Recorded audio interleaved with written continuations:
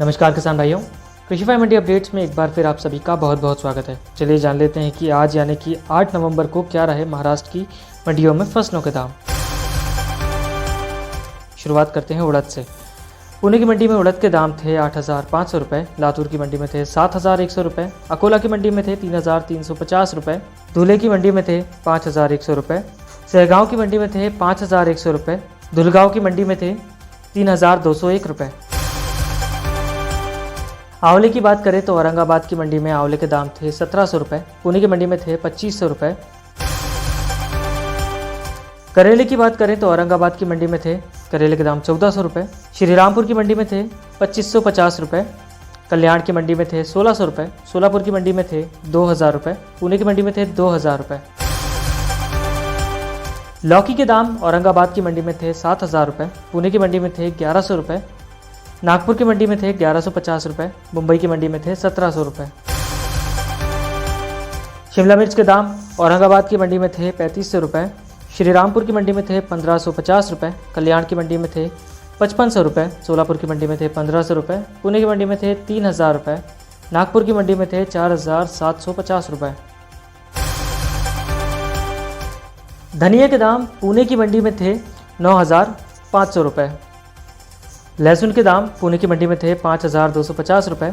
नागपुर की मंडी में थे 6,000 रुपये। चने के दामों की बात करें तो पुणे की मंडी में चने के दाम थे 6,050 रुपये,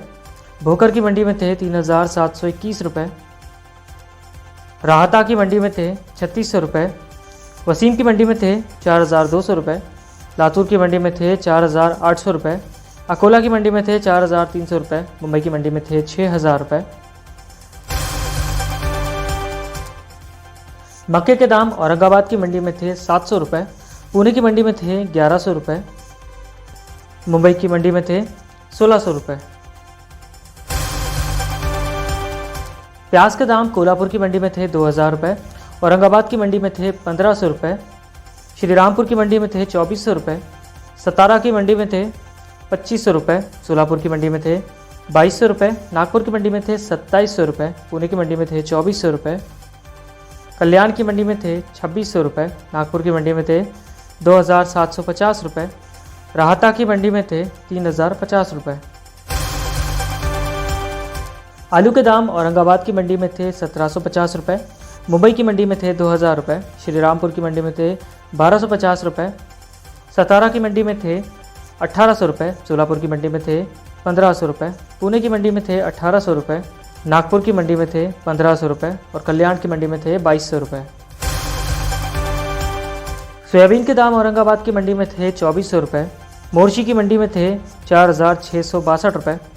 राहता की मंडी में थे 4,900 रुपये, सोलापुर की मंडी में थे 5,005 रुपये, लातूर की मंडी में थे 5,100 रुपये, अकोला की मंडी में थे 2,000 रुपये, भोकर की मंडी में थे 4,325 रुपये। टमाटर के दाम कोल्हापुर की मंडी में थे 2,250 रुपये, औरंगाबाद की मंडी में थे